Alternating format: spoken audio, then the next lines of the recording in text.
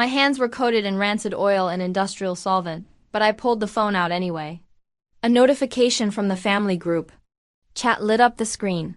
A photo. My father, my stepmother Brenda, my brother Tyler, my sister Kayla. All of them raising crystal champagne flutes on the deck of a yacht. I didn't even know they'd rented. The caption read, "Family first." 2 seconds later, a direct message from Brenda slid in. "Don't bother coming for Christmas. Elena, we are done pretending you fit in." Another notification appeared beneath it. My father had liked the message. I didn't cry. I didn't hurl. And felt the final trace of warmth I still carried for them crystallize into ice before we see how they regret that text. Drop a comment below telling me where you are listening from and what time it is for you right now. I would love to see who is awake with us. The photo of my smiling family on their yacht was still burning into my retinas when the phone vibrated again. Incoming call. No caller ID in my world. Unknown numbers meant collections agencies. Late tuition warnings or a landlord's asking why rent was 3 days overdue. But the timing felt surgical. 11:52 p.m. Exactly 1 minute after Brenda officially erased me. I wiped my thumb on my apron again and hit answer. Is this Elena? The voice was deep, polished, and controlled. It sounded expensive, the kind of voice that invoices by the hour. Speaking, I replied flatly. I wasn't in the mood for sales pitches. Turn around, Elena. Look at booth 4. At this hour, the diner was nearly empty, just a few long-haul truckers and insomniacs hovering over lukewarm coffee. But in booth 4 sat a man who looked as though he'd stepped out of a private jet and into the wrong building. He wore a charcoal suit tailored to perfection, silver hair combed back immaculately. My sneakers squeaked against the linoleum. I was acutely aware of how I smelled: old fryer oil, bleach, fatigue. I stopped at the edge of his booth. Who are you? I asked. There was no fear in my voice, just the dull exhaustion of someone who believed there was nothing left to lose. He didn't rise. He gestured calmly to the seat across from him. Sit down, Elena. My name is Arthur Sterling. I was your grandmother Beatrice's personal attorney for 30 years. I stayed standing. My grandmother passed 6 months ago, I said. My father told me there was nothing left. He said she died in debt. Mr. Sterling smiled. It wasn't kind. It was the smile of a predator who already knew the outcome. Your father says many things. Reached into the briefcase beside him and withdrew a thick leather portfolio, placing it carefully on the chipped formica table. I asked. This, he replied evenly, is the truth. He folded his hands. Beatrice anticipated this moment. She knew your father was weak. She knew your stepmother was cruel. And she knew that tonight would be the night they finally felt bold enough to cut you out completely. To act only after they proved without question that they did not consider you family. Property deeds, legal filings, and resting on top, an envelope addressed to me in handwriting I hadn't seen in years. I thought she forgot about me, I whispered. Sterling shook his head. She watched you closely. She knew about your nursing school tuition. She knew. She knew about the car that breaks down every other week. He leaned in, voice lowering. She didn't leave you nothing, Elena. She left you everything. And she left you the receipt. I struggled to process it. Sterling checked his watch. Midnight. Merry Christmas, Elena, he said. Longer the poor relation. You are the creditor. The paper was thick and cream-colored, the kind chosen when someone wants their words to endure. My name was written in blue ink, slightly shaky but firm. I recognized the loop of the L. Immediately. It was the only birthday card that ever reached me. Slipped into my hands quietly before Brenda could discard it. I broke the seal and unfolded the letter. Sterling remained silent, hands clasped before him like a marble guardian. My dearest Elena. But sometimes the truth is a blade that must wait until the enemy exposes their throat. I inhaled slowly. The clatter of dishes and hum of refrigerators faded into a distant murmur. For 22 years, to justify treating you like a blemish on their perfect life. They told you that bad blood flowed through your veins. A lump rose in my throat. That narrative had been the soundtrack of my childhood. You're just like her. Brenda would hiss whenever I cried. Broken, just like your junky mother. It was a lie, Elena. A deliberate, vicious lie constructed by a jealous woman and endorsed by a cowardly man. Your mother, Sarah, was not an addict. She was a pediatric nurse. The gentlest soul I have ever known. She did not abandon you. She died protecting you when you were 2 years old. She could have escaped. Untouched. Instead, she ran back into the nursery. She covered your body with hers. She absorbed the smoke and the heat so you would not. Firefighters found you, rattling against the table as they began to shake violently. It is the part you need most. I picked the letter up again. You have always wondered why Brenda despised you. You believed it was because you were difficult, or messy, or unlovable. Elena, look at the photograph in the folder. I reached into the portfolio and pulled out a glossy. Eyes shaped exactly like mine. It was like staring into a reflection. Brenda did not hate you for who you were. She hated you because every time she looked at you, she saw Sarah. You are your mother's carbon copy. You are the ghost in the room. The living reminder of the woman your father loved first and loved most. Brenda could never outshine a ghost. So she tried to shatter the mirror, and your father, my son, was too weak to stop her. He sacrificed his daughter to preserve peace.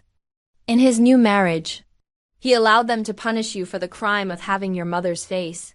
I stared at the woman in the photo. All my life, I had apologized for existing. I had shrunk myself. I had accepted scraps from their table, grateful for crumbs. I believed I was the flaw, but I wasn't the flaw. I was evidence? I wasn't punished for being bad. I was punished for resembling something beautiful they could never erase. I set the photograph atop the letter. The sadness that had pooled inside me for years began to dissipate. In its place, something denser formed. Something cold. It felt like steel, solidifying in my chest. Sterling leaned forward. Do you understand? Now, Lena? They didn't discard you because you were worthless. I met his gaze. My eyes were dry. I understand, I said. Good, he replied.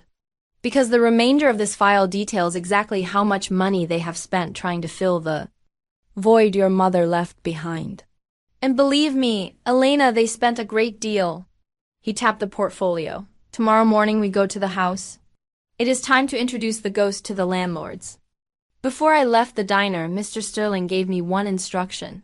Let them speak, he said. Arrogance is a balloon, Elena. It bursts loudest when it is overinflated. Of the Whitehaven estate. My brakes screeched, a harsh, jarring sound that sliced through the pristine silence of the manicured neighborhood. The house towered ahead, an oversized mock mansion dripping with new money. Parked in the driveway was a brand-new pearl-white luxury SUV, a red bow still fastened to the grille. I pulled in behind it and checked my reflection in the rearview mirror. I hadn't changed out of my diner uniform. I still smelled like bacon, grease, and dish soap. Sterling had offered to let me go home and change, but I fused. I wanted them to see exactly what they were throwing away. I walked up front steps. Before I could ring Feble, the door swung open. It was Tyler. He was wearing a polo shirt that cost more than my weekly tips. Did we order takeout? Oh, it's just you. He didn't move to let me in. I stepped past him. Inside the house mold of fresh paint and expensive leaves. Brenda was standing in the foyer directing two workmen who were hanging a massive abstract painting. Frame, she snapped. Then she saw me. Her face didn't soften. It just tightened like she had smelled something gritting. Elena. I thought my text was clear. We have a very important meeting today. I'm not here for drama, Brenda, I said, my voice steady. I'm here for the meeting. She laughed. A short, sharp bark. This is a legal meeting, honey, about the estate. It doesn't concern you, but since you're here, look. She swept her arm toward the back of the house. Through the sliding glass doors, I could see the backyard. The old wooden deck was gone. In its place was a sprawling stone patio and outdoor kitchen and a sparkling in-ground pool with a waterfall feature. $50,000, she said, her eyes gleaming with a manic sort of pride. We finished it last week. And the kitchen, she tapped the marble slind we were standing next to. 40,000 imported directly from Italy.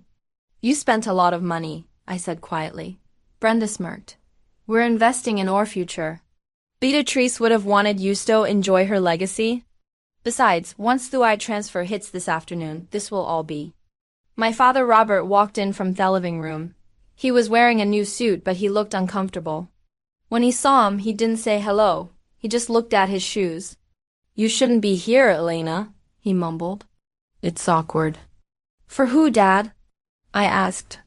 For you, Kayla said, walking down the stairs. She was scrolling on her phone, barely looking up. Go back to the diner. I looked at them. Really looked at them. For years their words would have cut me open. I would have begged for a crumb of affection. But today, standing in their $40,000 kitchen, I didn't feel pain. I felt the cold, hard clarity of an accountant looking at a bad audit. They weren't a family. They were a sinkhole. They had spent money they didn't have, banking on a dead woman they barely visited to impress neighbors who didn't care. The doorbell rang. That's Mr. Sterling, Brenda said, clapping her hands, her eyes lit up with greed. Finally she turned home, her voice dripping with venom. You can stay and watch if you want, Elena, but stand in the corner and try not to get grease on the new furniture. I walked to the corner of the room and leaned against the wall. I crossed my arms over my apron. Okay, I said. I'll watch. Mr. Sterling walked into the living room like he owned the air inside it. Hadn't accept the. He simply walked to the center of the room, placed his briefcase on the new marble coffee table, and snapped the latches open. The sound was like a gunshot in a canyon. My family sat on the new beige sectional sofa, leaning forward like hungry dogs waiting for a bone. I stayed in the corner, leaning against the wall, invisible. Well, Brenda said, her voice tight with excitement. Sterling ignored her. He pulled out a document, put on a pair of reading glasses, and looked over theorems at them. Before we discuss the distribution of assets, he said, his voice dry. As dust, we must review the liabilities. Based on the receipts I have collected and the credit checks I ran this morning, you have spent quite aggressively in the last 6 months. Held down at the paper. One pearl white luxury SUV, $78,000, financed at 12% interest. My father shifted uncomfortably. We assumed we could pay cash once the all settled. Sterling continued relentless. One kitchen renovation, $40,000. One pool and patio complex, $50,000. Designer wardrobes, vacations, and general lifestyle inflation, $36,000. He took off his glasses and looked at Robert. In total, you have spent $24,000 in anticipation of this inheritance. You have maxed out your credit cards and leveraged your home equity to the hilt. You spent a fortune. You did not have. It's not a fortune we don't have. Brenda snapped, her smile faltering. It is a fortune we are about to get. Just read will, Arthur. Sterling put his glasses back on. Very well. He picked up a heavy sheet of parchment. To my grandchildren, Tyler and Kayla. Tyler sat up straighter. Kayla put down her phone. I leave the sum of $6,000 each. The room went dead silent. 6,000, Tyler repeated. You mean $600,000? 6,000, Sterling corrected. Specifically, Beatrice labeled these funds as appearance fees. She calculated hourly rate of a minimum wage worker and multiplied it by the number of hours you spent visiting her in the hospital. She wanted to make sure you were fairly compensated for your time. Kayla's mouth dropped open. That's insulting. Sterling turned the page. To my son, Robert, and his wife, Brenda.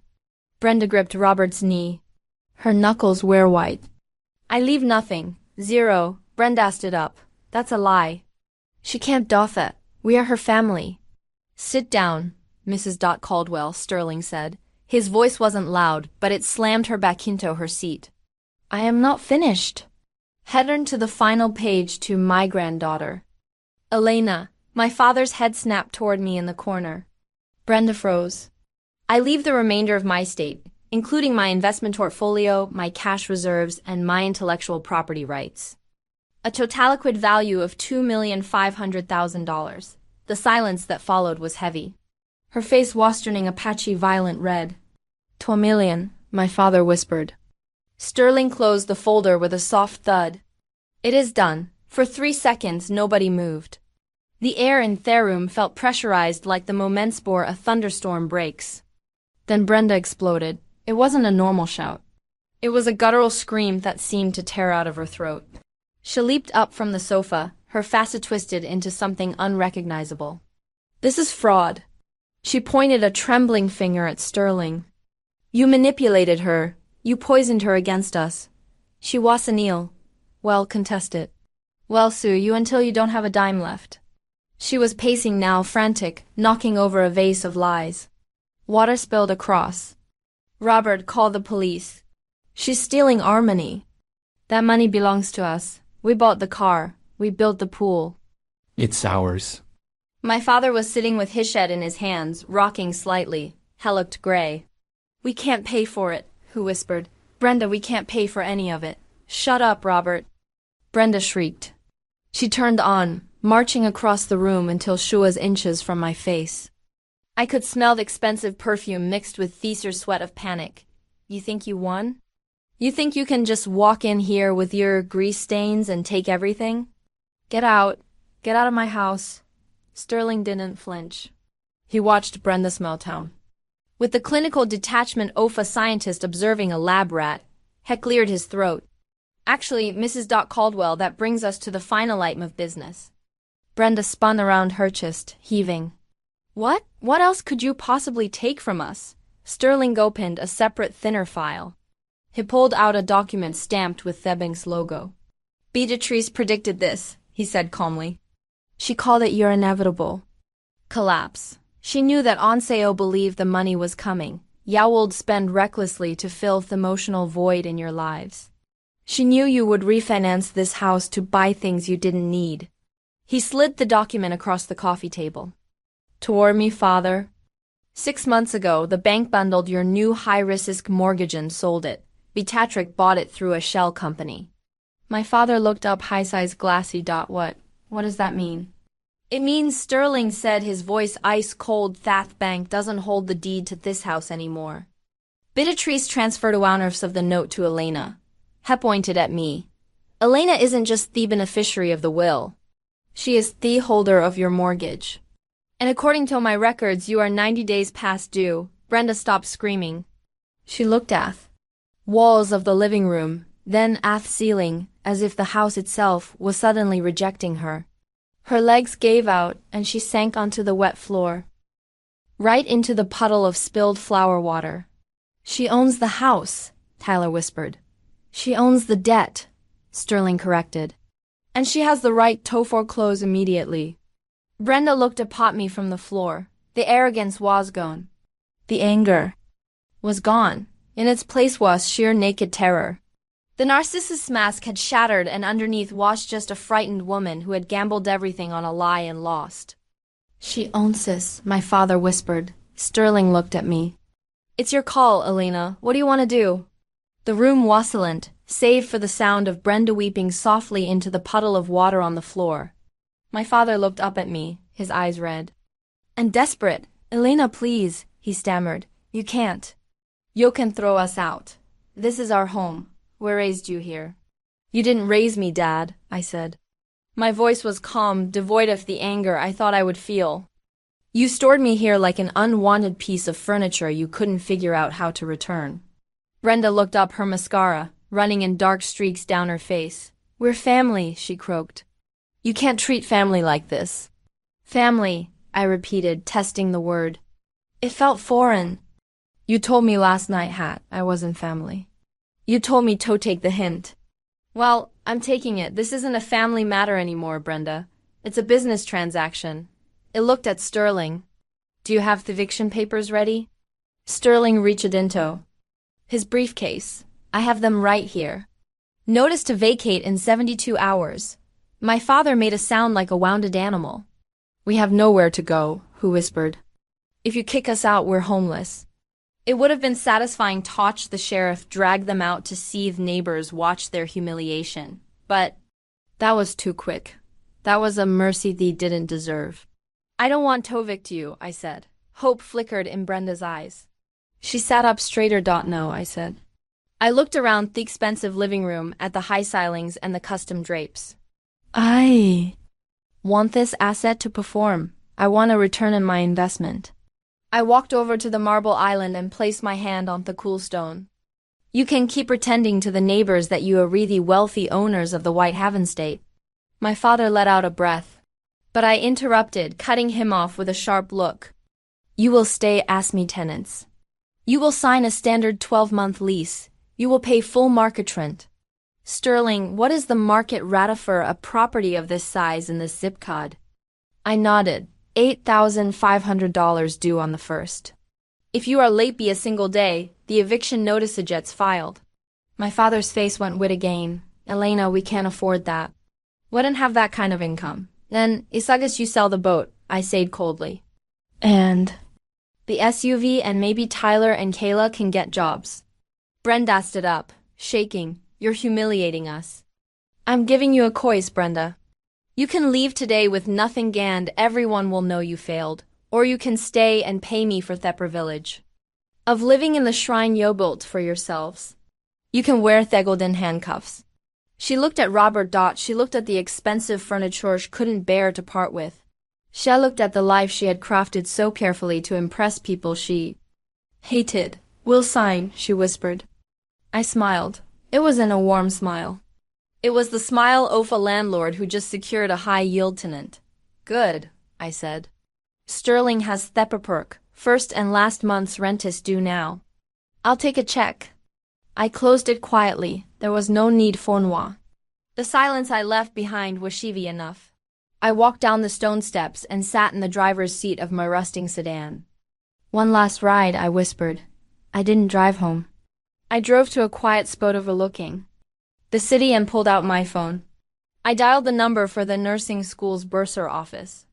This is Elena Caldwell, I said when the clerk answered. I'd like to pay my outstanding tuition balance. Of course, she said. How much would you like to pay today? All of it, I said. I gave her the routing number for the trust account Sterling had set up.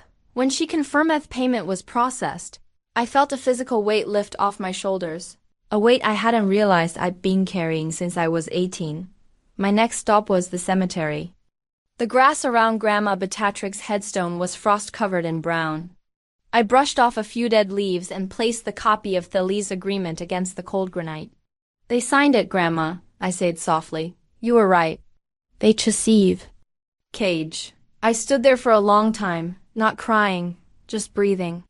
She hadn't just given me money. She had given me the truth. She had turned the host in the room into the woman in charge. Thank you, I whispered. Before I put it in gear, I opened. I scrolled past the names that had defined my trauma for 2 decades. Dad, Brenda, Tyler, Kayla. I didn't feel anger anymore. I didn't feel hate. I just felt clean. I tapped edit, then delete contact. It tossed the phone onto the passenger seat and pulled onto the highway. The road ahead was wide open, and for the first time in my life, I could afford to go anywhere I wanted. If you had the Puerto, and if you believe the truth always wins, hit that like button.